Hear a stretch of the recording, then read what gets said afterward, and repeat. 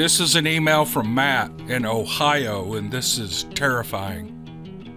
I had a horrifying experience when I was 14. I live in Youngstown, Ohio, where I grew up on the north side of town, and it was surrounded by old steel mills. My buddy lived directly across the street from those mills, and for us it was a wonderland. A massive playground of dilapidated buildings and vagrant lots where most of the businesses were shut down. There were certain buildings that we frequented more than others. One of them we made our home base. We spent weeks building walls and strengthening spots so that no one could get in, especially the vicious wild dogs that ran in packs through the area. Our home base didn't have any stairs, so we had to jump up to get in, and it made things safer for us. It was right next to an active railroad that brought supplies to one of the mills that was still in operation. We used to build massive fires in the middle of the first floor of our home base, around which we would erect a wall of big metal U-shaped things to give us privacy and safety. And if anyone saw us from the railroad, they would have called the cops and we would have been in trouble. Well, it was Youngstown, Ohio in the mid-90s, also known as Murder Town, USA.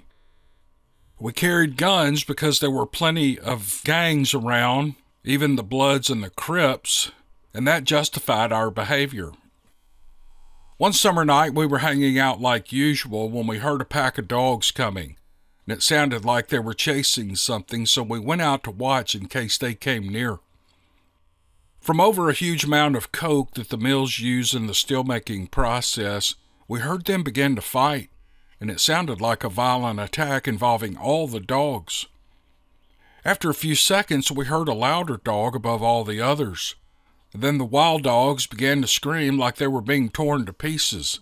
And at certain points, to our horror, dogs were literally being thrown over the mound in different directions. Finally, the wild dogs ran away as fast as they could, the ones that survived the fight. Many were obviously injured, and we were in shock. About that time, one of my friends screamed, "What is that? Look at that thing." We turned and saw a giant wolf-like animal that looked too big to be real, crawling on all fours to the top of the mound. It got to the top and, still staring after the wild dogs, it lifted its head and marked its territory, and the amount of urine it released brought home the reality of how big this thing was. It scared the hell out of us. One of my buddies reacted by stumbling backwards and into our makeshift metal wall, and he knocked it over. But the noise drew that thing's attention to us. No words can express the amount of fear that we were all feeling. The memory of that moment still fills me with terror, and even now the hairs on my arms are standing on end as I write this. The thing had amber-colored eyes that glowed as if they had a power source behind them, and looking back, we agreed that it was from the light of the huge bonfire burning behind us. It growled in a low rumble, and it rattled our insides. "I felt that in my chest," I said. In answer, one of my buddies complained that he felt lightheaded, while another said he felt sick to his stomach. Well, I didn't feel that way, but we were all still terrified. This creature then did something that was so foreign to our understanding of the world that we all turned and ran.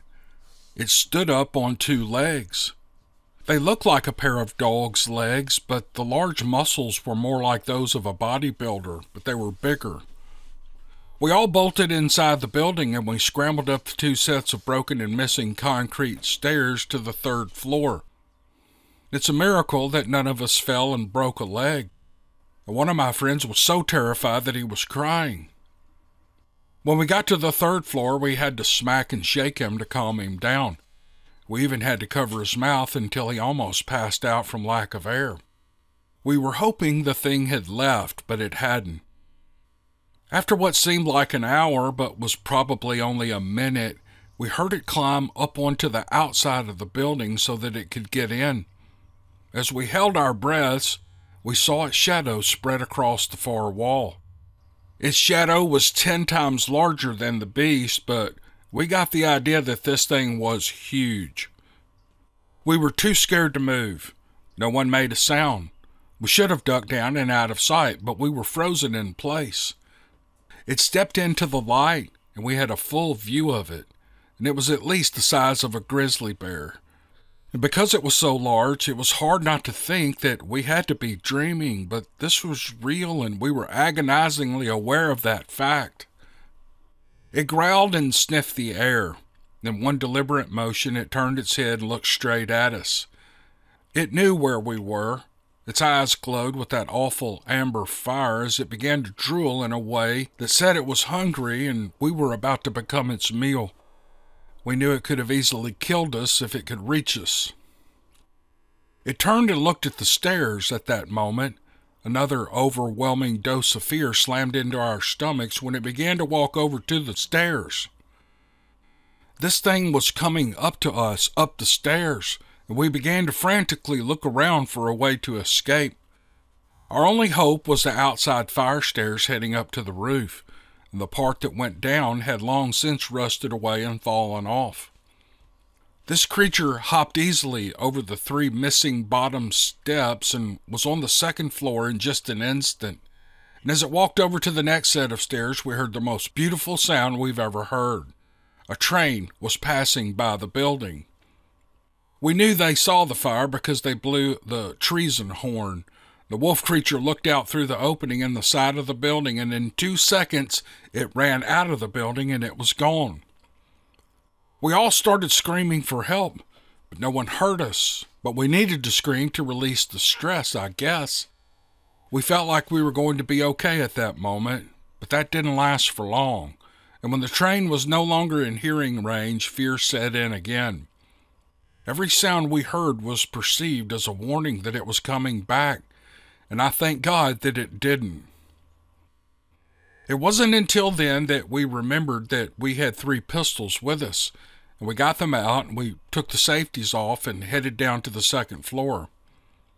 There we waited for 20 seconds and we listened, and once we thought it was safe, we went down to the 1st floor and waited an hour before we got up the nerve to go outside. With our guns pointing in every direction and our flashlights pointing straight in front of us, we made our way back to our friend's house. That was the most nerve-wracking part. We didn't have LED flashlights back then. They were the cheap plastic type that didn't offer much light. The 4 of them together got us home, but not before we jumped at every sound and movement in the shadows. And when the wild dogs began to bark somewhere in the distance, we took it as our cue to run, and we didn't stop until we reached my buddy's house. Those of us who are still alive talk about that night every time we get together or talk on the phone. We will remember it until the day we die. Whenever I hear a story about someone else's experience, I'm brought right back to that night, and I feel true fear again. Alright, here's a story from Lefty, and this is fantastic. This is where I'm supposed to tell you how I'm a lifelong hunter and a hog trapper and a pretty good cowboy. Well, I am. But that's not important, but the fact that I had recently gone through a divorce and our son and 2 foster sons are all grown up is a little more relevant because that is what got me in the wrong place at the wrong time. Having never had an empty nest before, I got what the Canadians call a cabin fever.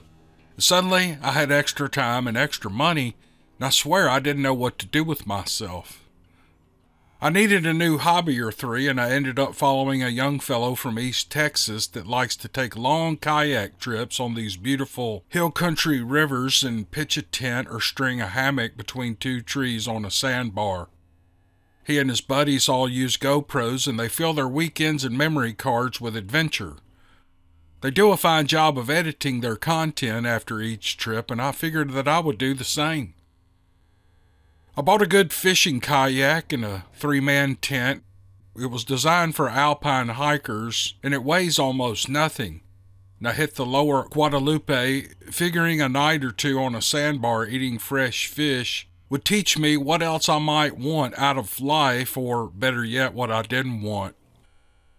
While kayaking rapids, less weight is the goal, so you don't want to get top-heavy and find yourself upside down. It was still a little early in the spring of 2021, so the water was cold, but the good news was that I had the entire hill country to myself. Well, that's how it seemed at the time anyway. The first day was a blast. I covered a lot of miles and I camped on some private-owned campground. It was deserted all the way down to the river, but on the other side of this parcel, which is a couple of 100 acres, I could see some fancy fifth-wheel campers with more pullouts than you can count. We call these winter Texans. That evening, I had the riverfront to myself and it was great. I pitched camp about 25 feet from the water and I cooked up a day's catch. Just as I finished eating and the coals from my fire burned down, I heard a commotion. Some wild ducks had shared my campsite and were taking advantage of some lily pads right off the bank. I moved slowly so I wouldn't spook them, but a change in menu went through my mind as I observed them splashing away in the water. You better be happy I got a belly full of fish, because one good jump from the shoreline and I would have a waterfowl for breakfast. It would prove ironic because, as it turns out, someone or something must have had similar thoughts. It was right at dusk and I had done a lot of kayak dragging and paddling all day. And about the time I got in the tent and my head hit the pillow, I went straight to sleep. The usual night sounds like frogs chirping and coyotes howling in the distance lulled me like an outdoorsman's lullaby. I didn't check the time, but I know it was in the middle of the night when I woke up. A noise had jarred me out of my deep sleep. The frogs and the bugs and the coyotes must have run out of breath and gone to bed too, because it was as silent as a graveyard. Suddenly I heard something that clearly was very large take a couple of running steps and splash into the river. It sounded like a cow hitting the water. Well, the ducks panicked and they took flight, and then suddenly let out one of the most god-awful noises I've ever heard.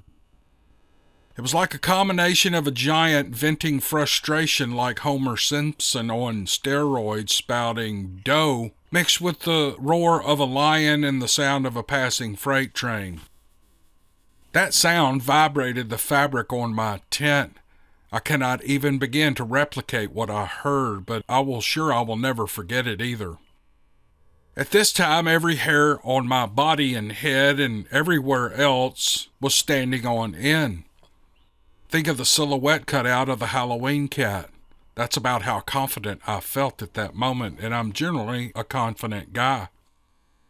In Texas, it is said that God created all men, but it was actually Samuel Coate who made them all equal.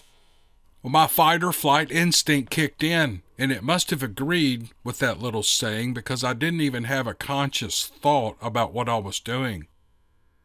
I tilted my ears in the direction of the river while my hand went for the .357 mag that I travel with, and once it was in my hand, I held my breath and I cocked the hammer back as silently as one can cock a hammer back. I was trying to be quiet, but whatever it was heard me. It was walking out of the water toward my tent. I was hearing twin footsteps hitting the ground, not four of a typical forest animal. It got so close I could hear it breathing, and it sounded enormous. I was all nerved up, and I was trying to calm myself by rationalizing that this thing was only trying to score some supper, and as long as I wasn't on the menu, I squeezed my buddy Sam Coate with my shooting hand, and I told myself that my visitor was just that, just a visitor at this point. But if he did so much as poke a paw through the door flap of my tent, I was going to put 2 in the chest and 1 in the head. That would still leave me with 3 shots, and I could do the same thing again if I needed to. I was hoping and praying it wouldn't come to that. Well, thankfully it didn't, and after what seemed like an eternity, it shuffled its feet and started to walk away. It must have been big by judging its great thudding footsteps that reverberated through my tent. That thing was just one itchy trigger finger away from having a bad night. The next morning I looked around for tracks. I could see some deep impressions, but that was it. I packed up my outfit and I set sail, thinking about last night's little battle of wits. And I didn't know who or what it was for sure, but I had places to go, and I accepted this standoff as a draw. Even as I was floating into the sunrise, and in my mind I was sitting on a great horse and riding off into the sunset, I wasn't coming back anytime soon either, I can assure you of that, and it still gives me the heebie-jeebies to this day. Well, I made it back to civilization and curiosity got the best of me, and I got online and I listened to every wildlife recording that I could find. I knew nothing else that could make a sound like what I heard that night by the river, let alone walk upright and hunt ducks without a 12-gauge. That is, until I stumbled onto some of Ronald Moorhead's Sierra Sounds, and I'm telling you, the very skin on my body wanted to crawl off and go hide under the bed. That's some creepy stuff, and I don't mind admitting that this big tough guy does not need to hear any more of that nonsense. Heck, I already could hardly sleep at night before all of this anyway. But one thing led to another, and I ended up on a website that keeps track of Bigfoot sightings. And I was shocked to hear that there's a little hotbed of activity reported near Canyon Lake, close to where I was. I continued down the rabbit hole, trying to educate myself, and I found some interesting channels on YouTube. The more I learned, the more I was faced with the fact that I now know something exists, and worse yet, there are millions of people, some who get paid with tax money no less, who have been lying to us. What a cow pie sandwich for all of us to munch on. Heck, guys like Judge Roy Bean and Sam Colt and me think suppressing the truth approaches fraud and criminal behavior. And I myself am not overly prone to violence, though sometimes I'd like to smack the smirk from the government type's face, and the media, and of course most of the entertainers who are so vocal in ridiculing people that report the kind of things I experienced, and now know are out there. As I sit here typing, I occasionally reach up and make sure that my wide-brimmed tinfoil cowboy hat is sitting on my head straight. There is so much I distrust now, and channels like yours make me feel right at home and a little more comfortable with what I witnessed that night. My eyes couldn't see a thing, but my ears knew. The old-timers around here never use terms like Bigfoot and Sasquatch or skunk ape. In Texas, we call these things boogers. And I'm not sure how to spell it, but there's a lot of things I can't spell. And what I can do is assure any and all that there are some things that go bump in the night, but maybe it isn't all bad. As long as they hunt ducks and not me, they won't have to meet with my friend Sam Colt. He and I are basically inseparable now, but he's old like me. If you ever hear of some poor soul climbing the walls thinking they're crazy for believing in Bigfoot, you can give them my number. I was in that lonely place once, and my mind and my mood were dark. It's a place to visit, but I decided not to live there, and I wouldn't want anyone else to live there either. You are sharp and probably noticed I'm not feeling the need to discuss the exact location of my little campsite. I'm also going to ask you to use my nickname, which is Lefty. Some things are just nobody's business. Peace from a kayaking hippie and an old cowpuncher from the Texas Hill Country.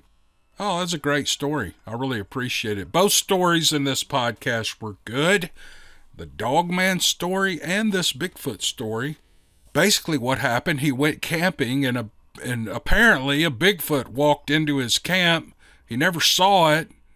That's a long and interesting story and a really well-written story to describe what happened to him and his journey to find out what he thinks is real and what is not. I thought this was great. I really appreciate it. Thank you guys for joining me on this podcast, and we will see you on the next one. That's right. That's right.